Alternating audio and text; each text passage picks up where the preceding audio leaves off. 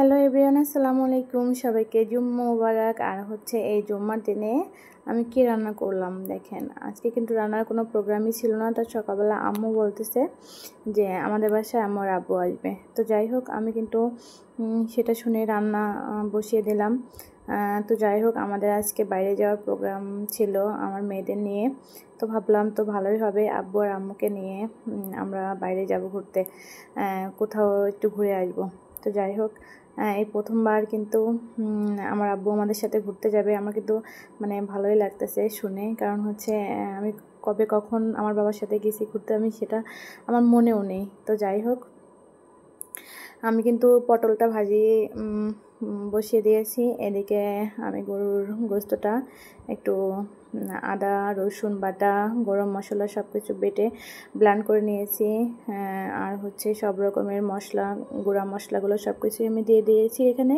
তো সব কিছু দিয়ে আমি তেল দিয়ে এটা হচ্ছে মাখিয়ে রেখে দেবো আধা ঘন্টা। এভাবে মানে গোস্তটা মাখিয়ে রাখলে কি হয়, গোস্তটার টেস্ট একটু ভালোই হয়। আর আদা রসুনের যে ইয়েটা, সেটা কিন্তু গোস্তটাকে অনেক বেশি সফট আর অনেক বেশি মানে ইয়াম্মি করে তোলে। তো যাই হোক, এদিকে কিন্তু আমার পটল ভাজাটা হয়ে গেছে। তো যাই হোক, পটল ভাজাটা আমি এখন নামিয়ে নিব।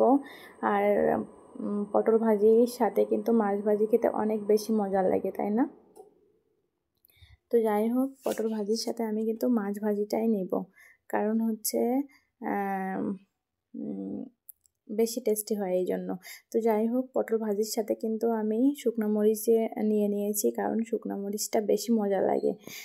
ভাজির সাথে শুকনো মরিচই বেশি বেস্ট লাগে আমার কাছে এটাই মনে হয়। তো যাই হোক, এরপর আমি মাছ ভাজিটা দিয়ে দেব। মাছ ভাজিটা হয়ে গেলে তারপর আমি আরও একটা কিছু রান্না করব। তো সেটাই হচ্ছে রুই মাছ। তো আমাদের মাছ ভাজিটা এখন হচ্ছে। মাছ ভাজিটা দেখেন অনেকটাই হয়ে গেছে, আমি উল্টে নিয়েছি।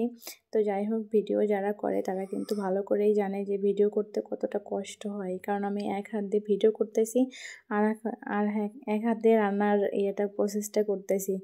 তো দেখাইতে আপনাদের একটু কষ্টই হচ্ছে, কারণ আসলে এভাবে যারা ভিডিও বানায় তারাই জানে যে আসলে রান্নার ভিডিওটা কত কষ্ট।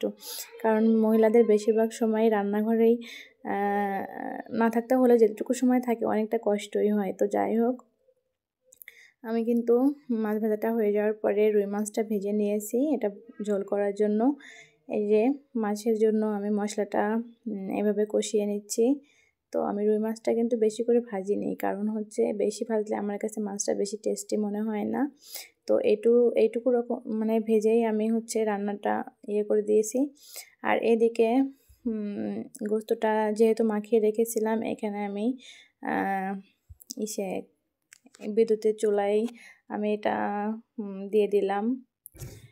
তো আমি হচ্ছে তেল দিয়ে নিব, অল্প করে তেল দিয়েছি, পেঁয়াজটা হালকা করে ভাজি করে নিয়েছি। তো যাই হোক, এরপর আমি গোস্তটা দিয়ে দেব, কারণ হচ্ছে দেখেন। আর এদিকে কি করেছি, প্রথমে আমি দিয়েছিলাম বিদ্যুতের চুলায়।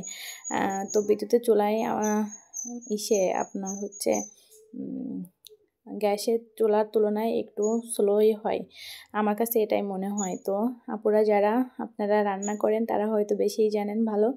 তো যাই হোক, আমি কিন্তু চুলাটা চেঞ্জ করে আমি গ্যাসের চুলায় বসিয়ে দিলাম তাড়াতাড়ি হওয়ার জন্য। তো এই যে দেখেন, আমাদের গরুর গোস্তটা রান্না হয়েছে অলরেডি। আর এই যে মাছ ভাজিটা, পটল ভাজিটা, আর এই যে মাছ। তো আজকে আমাদের এই রান্নাটা ভেবেছিলাম আমি একসাথেই খাবো, আমার মেয়ে আর হচ্ছে মেয়েদের নিয়ে, আর আমার আব্বু আর আমার আম্মুকে নিয়ে। তো যাই হোক,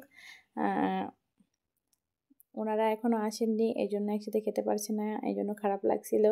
তো যাই হোক, মেয়েদেরও এদিকে খিদা লেগে গেছে, তো ওদেরও আমি এখন খেতে দেব। ওরা সবাই এখন খাবে, সবাই মজা করে খাবে। তো সবাই আমাদের জন্য দোয়া করবেন। আমাদের ভিডিও ভালো লাগলে লাইক কমেন্ট শেয়ার দিয়ে আমাদের পাশে থাকবেন। ধন্যবাদ।